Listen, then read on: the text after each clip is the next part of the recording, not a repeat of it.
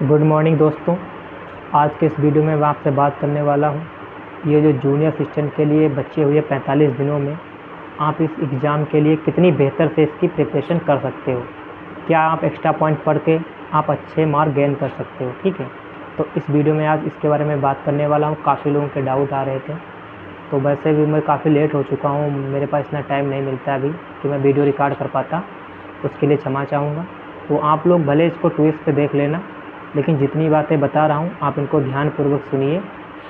ऐसा आप करने की कोशिश करोगे तो आपका बहुत ही अच्छा स्कोर बन जाएगा जूनियर असिस्टेंट 5512 में। ठीक है, देखिए 45 दिन बचे हैं, मान लेते हैं मोटा मोटा 45 दिन बचे हैं। इन 45 दिन में अगर आप बिल्कुल बिगिनर हो तो आप, मैं यही चाहूँगा आप इस एग्ज़ाम को स्किप कर दीजिए।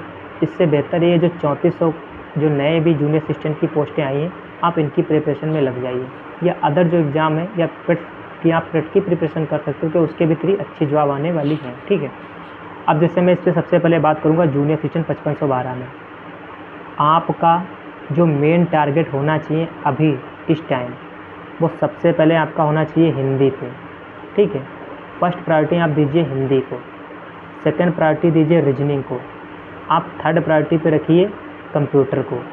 ये 3 ऐसे सब्जेक्ट हैं जो आपको 60 नंबर की बहुत ही अच्छे आपके मार्क में ये हेल्प करेंगे। ये ऐसे सब्जेक्ट हैं 3 जिनको आप कम मेहनत में ज़्यादा रिवीजन कर सकते हो, इजीली इनका रिवीजन कर सकते हो, इनमें स्कोर अच्छे आ सकते हैं। और देखा जाए तो 100 में से 60 नंबर में 3 सब्जेक्ट आपको कवर कर रहे हैं। 15 नंबर की कंप्यूटर, 15 नंबर की रीजनिंग और 30 नंबर की हिंदी। ये 60 नंबर का पोर्शन हो गया, जिसमें आप जैसे हिंदी हो गया। सबसे पहले मैं बात करूँगा यहाँ पे हिंदी की। देखिए हिंदी में आपको क्या करना है, आप एक मॉक दीजिए, आप उन टॉपिक को देखिए जिनसे आपके क्वेश्चन गलत हो रहे हैं, लेकिन ये ज़रूर देख लेना कि आपके क्वेश्चन गलत किस टॉपिक से हो रहे हैं। जैसे आपसे पर्यायवाची गलत हो रहे हैं तो आप पढ़ लीजिए, अच्छी बात है, लेकिन न जाने आपसे कौन सा पूछ लें, तो आप उन चीज़ों को पढ़ने से कोशिश ज़्यादा कीजिए इस टाइम पे जो चीज़ स्थिर है, जो एक फिक्स्ड है। जैसे सर्वनाम चैप्टर है, पढ़ लीजिए, मिला चुना कॉन्सेप्ट है, संज्ञा है, क्रिया है, वाक्य है, समास है, रस छंद अलंकार है, या तुम्हारे ये पत्र हो गए।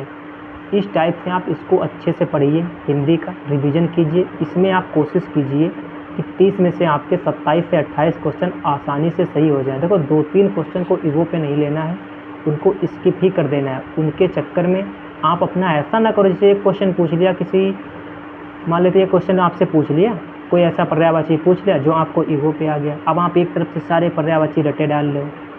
अच्छा ज़रा सोच के देखिए कि मान लेते हैं आपने पूरा 1 या 2 दिन पूरे पर्यायवाची रटने में लगा दिए, लेकिन इसकी कोई पॉसिबिलिटी नहीं है कि आपने जितने रटे हैं वो आपको याद ही रहे, या एग्ज़ाम में जब आएगा तो आपसे वो सही हो जाएंगे। लेकिन इतना पता है कि हाँ, मैं अगर 20 मिनट देख के अगर सर्वनाम चैप्टर पढ़ लूँ तो ये मेरा 100% कवर हो जाएगा, इससे क्वेश्चन आएगा तो मुझसे बाहर नहीं जाएगा। तो आपको क्या करना है, इस समय लिमिटेड चीज़ें पढ़िए और टू द पॉइंट जो एग्ज़ाम में पूछी जा रही है।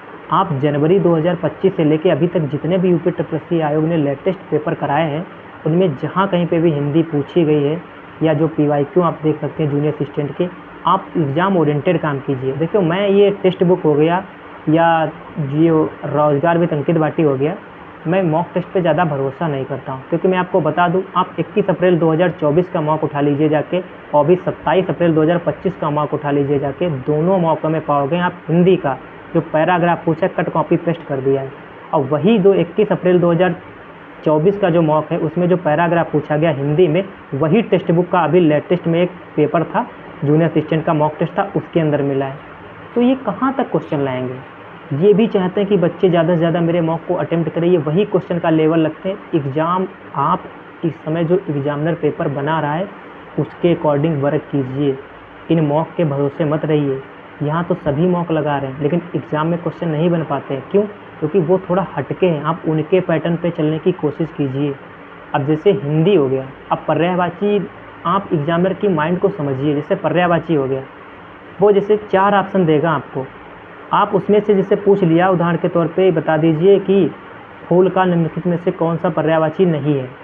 अब आप बात को समझना, वो 2 तो ऐसे प्रॉपर पर्यायवाची देगा जो फूल के होंगे, 100% फूल के होंगे। एक ऐसा पर्यायवाची देगा जो बिल्कुल ही गलत होगा, और एक ऐसा पर्यायवाची देगा जो फूल का होगा लेकिन आपने कभी सुना नहीं होगा। ऐसा नहीं कि आप उसने उसको पर्यायवाची चैप्टर में पढ़ा हो, नहीं, वहाँ आपने उसको पढ़ा भी नहीं होगा। वो कहाँ पे पूछा जाता है? वो एक ऑप्शन डालने की उनकी आदत हो गई है अनेकार्थी शब्द से, कि जिसका अर्थ फूल भी होता है, ऐसे वो ऑप्शन में डाल रहे हैं क्वेश्चन, ठीक है, ऐसे क्वेश्चनों में वो ऑप्शन को डाल रहे हैं। तो वो क्या कर रहे हैं, पर्यायवाची में अनेकार्थी शब्द को डाल रहे हैं। जैसे सारंग है, बहुत सारे इसके मतलब होते हैं। तो आपसे सिंपल सा क्वेश्चन पूछ लेगा, आपको लगेगा नहीं यार सारंग पता नहीं इसका होता नहीं होता, तो वो ऐसे ऑप्शन को डाल रहे हैं। आप समझने की कोशिश कीजिए कि वो पर्यायवाची में अनेकार्थी शब्द को ऐड कर रहे हैं, ठीक है। तो इन टॉपिक के पीछे आप इतना ईगो पे मत ले जाइए कि इन चक्कर में, इसके चक्कर में आपके जो और टॉपिक हैं वो छूट जाएं। तो फर्स्ट प्रायोरिटी रहती है आपकी हिंदी को। आप अपने 45 दिन के अकॉर्डिंग आप अपने डे बांट लीजिए कि मुझे इतने दिन में ये सब्जेक्ट कवर करना है, इतने दिन में, और जो भी सब्जेक्ट कवर कीजिए उसका रिसेंटली सबसे पहला काम यही कीजिए, जितने भी अभी प्रीवियस ईयर पेपर हुए हैं जल्दी में, आप उनके पैटर्न को समझने की कोशिश कीजिए कि ये किस टाइप से क्वेश्चन पूछा है, उसी के अकॉर्डिंग अपनी प्रिपरेशन कीजिए, ठीक है। ये तो फर्स्ट की बात हो गई हिंदी की। दूसरे नंबर पे आता है रीजनिंग। इतना निहत्त सरल क्वेश्चन आते हैं रीजनिंग के, आप 15 में से इजीली से 14-13 ऐसे क्वेश्चन कर ले जाओगे। एक जो सवाल गलत होता है या हार्ड पूछ लेते हैं, ट्रिकी पूछ लेते हैं, वो चांस रहती है 80 से 90% लोगों की वो क्वेश्चन वो नहीं कर पाते हैं। तो आप ऐसे सवाल को ईगो पे मत लीजिए, आप इस पर जो आपके कॉन्सेप्ट क्लियर हैं आप उन्हीं पे फोकस कीजिए, आपका इसमें अच्छा स्कोर हो जाएगा।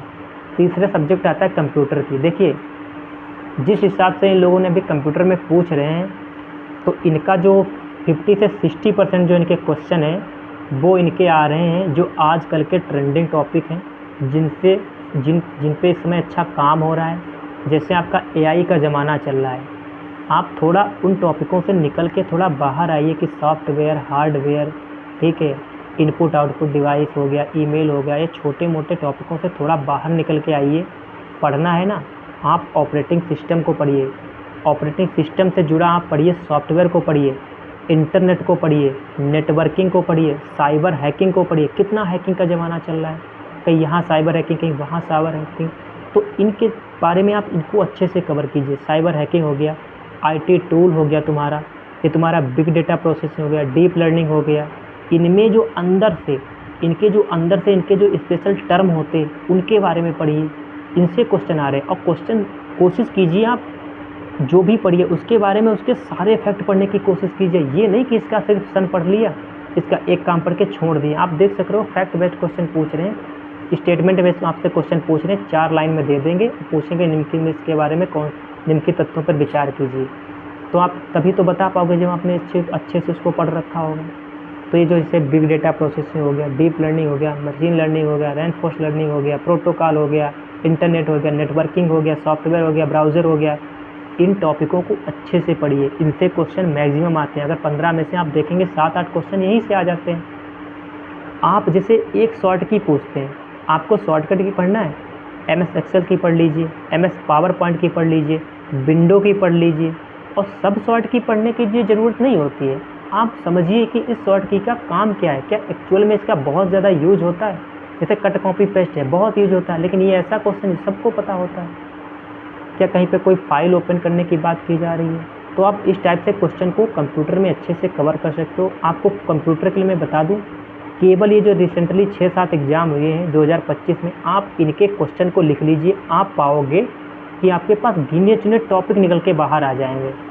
आप जिन टॉपिक से हर पेपर में क्वेश्चन रिपीट हुए हैं उस टॉपिक को बहुत अच्छे से कर लीजिएगा ये कंप्यूटर। तो आप देखेंगे इन 60 क्वेश्चन में आप अपना स्कोर 50+ अच्छे से कर पाओगे। आप इसमें अगर 54 या 55 भी अगर क्वेश्चन कर लेंगे तो आप कंपटीशन में बने रहोगे। अब जो सब्जेक्ट की बात करूँगा वो सब्जेक्ट आता है जैसे आपका GS हो गया और एक हो गया यूपी स्पेशल। तो GS के लिए मैं आपको बता दूं, GS एक ऐसा सब्जेक्ट है, आपका अगर कोई स्पेशल टॉपिक कमज़ोर है उसकी तो अलग बात है, आप वो तो कवर कर सकते हो इन 45 दिनों में। लेकिन आप सोच रहे हो कि मैं GS पे अपनी पकड़ बना लूँ, तो आप नहीं बना सकते। इसका एक शॉर्ट तरीका यही है कि आप इसका PYQ उठाइए, उसमें देखिए क्वेश्चन आए कहाँ पे। क्योंकि GS का मतलब कोई एक प्रॉब्लम, जैसे हिंदी है, आप समझ गए हिंदी है, लेकिन GS में आप ये नहीं समझ सकते कि GS में कहाँ से पूछेगा। वो हिस्ट्री से भी क्वेश्चन पूछ सकते हैं, वो पॉलिटी से भी क्वेश्चन पूछ सकते हैं, वो इकोनॉमी से भी क्वेश्चन पूछ सकते हैं, वो साइंस से भी पूछ सकते हैं, वो इन्वायरमेंट से भी पूछ सकते हैं, इकोलॉजी से भी क्वेश्चन पूछ सकते हैं, स्टैटिक से भी क्वेश्चन पूछ सकते हैं। तो आप क्या क्या कवर करोगे? सच पूछो तो 45 दिन में आप हिस्ट्री जियोग्राफी नहीं कवर कर पाओगे। वो बर्ड जियोग्राफी पूछ सकते हैं आपसे, बर्ड का कोई पर्वत पहाड़ पूछ सकते हैं, इंडिया के कोई स्टेट में आपकी कोई खादान है, मील है, उसको पूछ सकते हैं, कोई त्यौहार पूछ सकते हैं। तो इसमें आपको मैं बताऊं सबसे बेहतर तरीका यही है, आप अगर पढ़ना चाहते हो तो हिस्ट्री में मैं आपको बता दूं, जैन धर्म, बौद्ध धर्म है। उसके बाद आप मुग़ल साम्राज्य में मौर्य को, अशोक को पढ़ लीजिए, चंद्रगुप्त मौर्य को पढ़ लीजिए। उसके बाद आप पाएंगे मगध में घुस जाइए, ये जो कन्नौज वाला पोर्शन है, क्योंकि यूपी का एग्जाम है, इससे पूछ सकते हैं। फिर आप चले जाइए मिडिएवल हिस्ट्री में, वहाँ आपको पढ़ना है तो दिल्ली सल्तनत में अगर आपको पढ़ना है तो आप अलाउद्दीन खिलजी और तुगलक वंश को पढ़ लीजिए, यानी खिलजी वंश और तुगलक वंश को पढ़ लीजिए। अगर आप मुग़ल काल में जाएंगे तो आप अकबर को पढ़ लीजिए, जहांगीर हो गया। इसके अलावा जो उत्तरोत्तर मुग़ल काल आता है, जो 1707 से लेके औरंगजेब की मृत्यु से लेके और 1857 की क्रांति के बीच है, यहाँ पे बहुत सारे ऐसे वर्क हुए जो अवध के क्षेत्रों से रिलेटेड है। ठीक है, यहाँ पे अवध के नवाबों के बारे में आपको जानकारी मिलेगी। तो आप इस कार्यक्रम को पढ़ सकते हैं, इस क्रोनोलॉजी को यहाँ पे पढ़ सकते हैं। अगर आप मॉडर्न हिस्ट्री में पढ़ना चाहते हैं तो आप 1885 से लेकर 1947 के बीच के चीज़ को अच्छे से पढ़िए। यहाँ से आपके क्वेश्चन आएंगे, मैक्सिमम क्वेश्चन जो आएंगे इस एग्ज़ाम में वो इन्हीं के बीच से आपको देखने को मिलेंगे हिस्ट्री के लिए। ठीक है, इसके अलावा आप पॉलिटी में पढ़ लीजिए। पॉलिटी में क्या है, आप डीपीएसपी पढ़ लीजिए। आप केंद्र सरकार और राज्य सरकार, इसमें से स्पेशली आपका राष्ट्रपति है, संसद के बारे में है, लोकसभा है, उत्तर प्रदेश का एग्ज़ाम है तो उत्तर प्रदेश के रिलेटेड कोई एक्ट तो नहीं पास हुए, ये हो गया। आप उसके बाद उधर आपातकालीन हो गया, सुप्रीम कोर्ट हो गया, एलाइड सेक्टर होते हैं उनको पढ़ सकते हो। तो ये पॉलिटी का पोर्शन हो गया जिनसे आपके क्वेश्चन बन सकते हैं, इसको आप रिवीजन कर सकते हो। ठीक है, बाकी करंट के लिए मैंने जितनी पीडीएफ डाली थी आप उतनी पढ़ लेना, उससे हो जाएगा। आप एक बार बजट ज़रूर पढ़ लेना और जितने भी करंट पढ़ने की कोशिश करना तो इतना ज़रूर कोशिश कर लेना कि भैया पिछले जो 5-6 महीने के अंदर जो आपकी स्पेस टेक्नोलॉजी है या साइंस टेक्नोलॉजी है, ये करंट ज़्यादा पूछते हैं। इससे रिलेटेड क्या कोई जल्दी में युद्ध अभ्यास तो नहीं हुआ, क्या कोई ऐसा तो नहीं है जो जल्दी में कोई बुक का विमोचन किया गया हो, किसी फेमस जो पॉलिटिशियन हो गया है या तुम्हारे कोई फेमस सिंगर हो गया, इनकी कोई बुक तो नहीं आई है, क्या कोई नया डे तो नहीं मनाया गया। इस टाइप से क्वेश्चन पूछ सकते हैं। ठीक है, बाकी स्टैटिक पोर्शन थोड़ा देख लेना। तो जीएस का तो मैं यही कहूँगा, अगर आप पढ़ना चाहते हो जीएस के लिए, अगर हिस्ट्री पढ़ना चाहते हो तो आप सिर्फ मॉडर्न हिस्ट्री पढ़ना 1885 से लेकर 1947 के बीच में, क्योंकि ये वो कार्यकाल है जहाँ से क्वेश्चन आपके यूपी स्पेशल से भी फंस जाएंगे। जो यूपी स्पेशल के हिस्ट्री के क्वेश्चन होते हैं वो यहाँ से मिल जाएंगे। बाकी मुग़ल काल और दिल्ली सल्तनत की जो प्रशासनिक व्यवस्था है या जो साहित्यिक व्यवस्था, उसको पढ़ लोगे तो आपके यूपी स्पेशल के हिस्ट्री के क्वेश्चन हो जाएंगे। ये जितने भी मैं आपको बता रहा हूँ, मुग़ल काल और दिल्ली सल्तनत की प्रशासनिक व्यवस्था में जो साहित्य वाला पोर्शन आता है ना, ये वो पोर्शन होता है जिससे क्वेश्चन यूपी स्पेशल में ज़्यादा क्वेश्चन फंस जाते हैं। जैसे अमीर खुसरो, ये सब क्या है, दिल्ली सल्तनत कालीन के हैं। मीराबाई हो गई, ये सब इसी समकालीन के जो हैं, ये सब आपके इसमें फंस जाएंगे। ठीक है, इसके अलावा मैं बात करूंगा जो यूपी स्पेशल हो गया। देखिए यूपी स्पेशल में 10 से 12 क्वेश्चन ऐसे हैं जो हर कोई बंदा कर ले जाएगा, लेकिन इतने में आप फाइट में नहीं हो, आपको एक्स्ट्रा करना है। तो आप देखोगे रिसेंटली पेपर उठा के वो 5 से 6 क्वेश्चन ऐसे पूछ रहे हैं, आप उनके मंतव्य को समझना नहीं चाह रहे हो। आप ऐसे सोच रहे हो कि लॉ स्कीमें पढ़ लेता हूँ। देखिए भाई, गवर्नमेंट चाहती है कि आप गवर्नमेंट के प्रति अपना अच्छा नज़रिया बना के चलो, इसलिए वो चाहते कि आप उनकी स्कीमों को पढ़ो। भले ही वो धरातल स्तर पे इतनी अच्छी ना कारगर हो, लेकिन फिर भी वो चाहते हैं आप किताबों में पढ़ो। जैसे पीएम मुद्रा लोन हो गया, आप पढ़ोगे तो पता चलेगा वाओ, शिशु को भी इसमें लोन मिलता है, तरुण को भी मिलता है, किशोर को भी मिलता है, सबकी रेट कितनी अच्छी योजना है, धरातल पे कितनी कारगर है सभी समझते हैं। इसीलिए मैं कहूँगा जो गिनी चुनी उनकी योजनाएँ हैं, जो उनकी पॉलिसी हैं, इनको एक बार इनकी ऑफिशियल वेबसाइट जाके देखिए, आप वहाँ से ज़्यादा क्वेश्चन कर पाओगे। क्योंकि अब जो आप किसी भी कोचिंग संस्थान में पढ़ रहे होगे, कहीं से भी पढ़ रहे होगे, आप देखते होगे वो ज़्यादातर वन लाइनर करा के चले जाते हैं। जैसे कोई योजना आई तो योजना कब शुरू हुई, बहुत हद तक है, रिसेंटली है तो उसको बता देते हैं, लेकिन आपको क्या पढ़ना, योजना है कब शुरू हुई, किस मंत्रालय ने शुरू किया, क्या इसकी कोई क्राइटेरिया है, एज क्राइटेरिया वो देख लीजिए, और इसका ऑब्जेक्ट क्या है, यानी 4-4, 5-5 स्टेटमेंट बेस आपसे वो सवाल पूछ रहे हैं। और सबसे खतरनाक सवाल तो आ जाता है इनमें से कोई नहीं, जो लास्ट ऑप्शन आता है इनमें से कोई नहीं। इसको भी ध्यान रखना। अभी एक आंसर की आई है, उसमें 5-6 लगातार सवालों में बताइए इनमें से कोई नहीं ऑप्शन। तो आपको अगर आता हो क्वेश्चन तभी उसको अटेम्प्ट करना और कोशिश करना कम से कम निगेटिव मार्किंग की कोशिश करना। आप ये मत सोचना कि इतने कट ऑफ जाएगी, उतनी कट ऑफ जाएगी, इतना कंपटीशन है, बताओ मुझसे नहीं हो पाए, लाओ कर देता हूँ, मुझसे 60 ही क्वेश्चन हो पा रहे हैं, लाओ 80 कर देता हूँ। नहीं भाई, आप कोशिश करना इतने क्वेश्चन करना जितने आपके अच्छे से सही हो जाएं, उतने कर देना। आप कंपटीशन में बने रहोगे। अगर आपको पेपर टफ लगता है, क्योंकि वो आपके लिए, वो सबके लिए टफ होगा, क्योंकि इससे जस्ट पहले वाला 1262 में देखिए 48 क्वेश्चन गई थी कट ऑफ टाइपिंग के लिए, जबकि इससे पहले वाले पेपर में कितनी अच्छी कट ऑफ गई थी 2021 वाले में। अगर उसके कारण जिन लोगों ने तुक्का लगा दिया वो तो बाहर हो गए थे। इसीलिए कहता हूँ कंपटीशन है, लेकिन पेपर के लेवल के अकॉर्डिंग आपको अटेम्प्ट करने हैं। आपको जो मैंने बताया है रिसेंटली, आप पहला फोकस कीजिए हिंदी के रिवीजन को।